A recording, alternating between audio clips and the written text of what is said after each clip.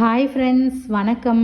இன்றைக்கி நம்ம வீடியோவில் அட்டகாசமான பூரி, சப்பாத்தி, நான், அது மட்டும் இல்லாமல் புலாவ், கீ ரைஸ், பிரிஞ்சி சாதம் இதுக்கெல்லாம் சைடிஷ்ஷாக வச்சு சாப்பிடக்கூடிய சூப்பரான ஒரு பச்சை மிளகாய் முட்டை கிரேவி தாங்க எப்படி செய்கிறதுன்னு பார்க்க போகிறோம்.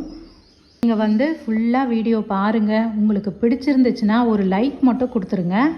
வாங்க நம்ம வீடியோக்குள்ளே போய் இந்த பச்சை மிளகாய் முட்டை கிரேவி எப்படி செய்கிறதுன்னு பார்த்துடலாம். இது செய்யறதுக்காக நான் ஸ்டவ்வை பற்ற வச்சு ஒரு கடாய் வச்சுட்டு நான் கொஞ்சமாக எண்ணெய் ஊற்றிக்கிறேன். எண்ணெய் சூடான உடனே ஒரு 2 பெரிய வெங்காயத்தை கட் பண்ணி வச்சுருக்கேன். அதை நம்ம சேர்த்துக்கலாம். இந்த கிரேவி ஒரு 4 பேர் தாராளமாக சாப்பிட்லாம். இப்போ இந்த 2 வெங்காயத்தை கட் பண்ணி வச்சதை நான் இந்த எண்ணெயில் சேர்த்துட்டு 6 பல்லு பூண்டை தோல் உரித்து சேர்த்துக்கிறேன். சின்ன துண்டு இஞ்சி, அதுக்கப்புறம் நம்ம காரத்துக்கு பச்சை மிளகாய் மட்டும்தான் சேர்க்க போகிறோம். மிளகாத்தூள் சேர்க்க போகிறது இல்லை. அதனால் நான் ஒரு 4 பச்சை மிளகாய் சேர்த்துக்கிறேன். நீங்கள் காரத்துக்கு ஏற்ற மாதிரி சேர்த்துக்கோங்க. இப்போ எல்லா பொருளையும் நான் சேர்த்துட்டேன். நம்ம நல்லா வதக்கி விட்டுக்கலாம். கண்ணாடி பதம் வர வரைக்கும் நல்லா வதக்கிக்கலாம். இந்த கிரேவி செம்மையாக இருக்கும். கண்டிப்பாக நீங்கள் ட்ரை பண்ணி பாருங்கள். இப்போ வெங்காயம் நல்லா வதங்கிடுச்சு. நான் ஒரு 6-7 முந்திரியை இதுலேயே சேர்த்து வதக்கி விட்டுக்கிறேன். முந்திரி சேர்க்கறதுனால கிரேவி திக்னஸாகவும் இருக்கும், டேஸ்ட்டாகவும் இருக்கும். இப்போ இது நல்லாவே வதங்கிடுச்சு. நம்ம ஸ்டவ்வை ஆஃப் பண்ணிவிட்டு சூடு ஆறுனதும் நம்ம மிக்ஸி ஜாரில் சேர்த்துக்கலாம். இப்போ சூடு நல்லாவே ஆறிடுச்சு. நான் மிக்ஸி ஜாரில் எல்லாத்தையும் சேர்த்துட்டேன். ஒரு கைப்பிடி அளவு நம்ம கொத்தமல்லியை நல்லா நான் அலசி வச்சுருக்கேன். அதையும் இதுலேயே சேர்த்து தண்ணி சேர்க்காமல் நம்ம அரைச்சி எடுத்துகிட்டு வந்துடலாம். நல்லா மையாக அரைச்சி எடுத்துகிட்டு வந்துடலாம்.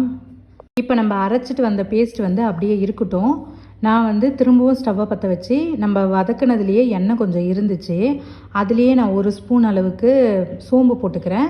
சோம்பு பொரிஞ்சதும் ஒரு வெங்காயத்தை கட் பண்ணி வச்சுருக்கேன். அதையும் போட்டு நம்ம நல்லா வதக்கிக்கலாம்.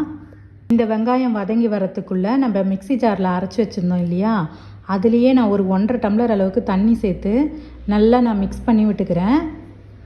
இப்போ வெங்காயம் நல்லா வதங்கிடுச்சு.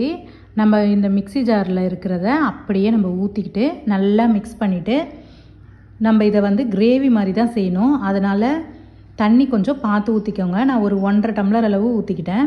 ஊற்றிட்டு நல்லா மிக்ஸ் பண்ணிவிட்டு தேவையான அளவு உப்பு போட்டு இது ஒரு 5 நிமிஷத்துக்கு நல்லா கொதிக்கட்டும். அது கொதிக்கிறதுக்குள்ளே நம்ம 4 முட்டையை நான் வேக வச்சு தோல் எடுத்து வச்சுருக்கேன். இதை நம்ம வறுத்து எடுத்துக்கலாம். நான் இது கொதிக்கிறதுக்குள்ளே ஸ்டவ்வை பற்ற வச்சு ஒரு சின்னதாக ஒரு கடாய் வச்சுட்டு நான் கொஞ்சமாக எண்ணெய் ஊற்றிக்கிறேன். அதுக்கப்புறம் கொஞ்சம் மிளகாத்தூள், உப்பு சேர்த்து நல்லா மிக்ஸ் பண்ணிவிட்டு நம்ம வேக வச்ச முட்டையை இதில் சேர்த்து நல்லா கலந்து கொடுத்து வறுத்து எடுத்துக்கலாம். இது ஏன் நம்ம இப்படி செய்கிறோன்னா, நம்ம வெறும்னே அப்படியே அந்த கிரேவியில் சேர்த்தோம்னா சப்புன்னு இருக்க மாதிரி இருக்கும். அதனால் நம்ம இந்த மாதிரி செஞ்சோன்னா உப்பு காரம்லாம் இறங்கி சூப்பராக இருக்கும் கிரேவிக்கு. இப்போ நான் நல்லா வறுத்து எடுத்துட்டேன். நம்ம ஸ்டவ்வை ஆஃப் பண்ணிடலாம். சிம்மில் வச்சு செய்யுங்க, இல்லைன்னா மிளகாத்தூள் தீஞ்சு போயிடும். இப்போ இந்த சைடு நல்லா இந்த கிரேவியும் கொதித்து ரெடி ஆயிடுச்சு. நம்ம வறுத்தெடுத்த முட்டையை இதில் சேர்த்து நல்லா மிக்ஸ் பண்ணிவிட்டு ஒரு 2 நிமிஷம் கொதிக்க விட்டு இறக்கணுன்னா சூப்பரான பச்சை மிளகாய் முட்டை கிரேவி ரெடி. இந்த கிரேவியை நீங்கள் ட்ரை பண்ணி பார்த்துட்டு எப்படி இருந்ததுன்னு கமெண்டில் சொல்லுங்கள். வீடியோ பிடிச்சிருந்தா ஒரு லைக் மட்டும் கொடுத்துருங்க. அடுத்த ஒரு நல்ல வீடியோவில் நம்ம பார்க்கலாம்.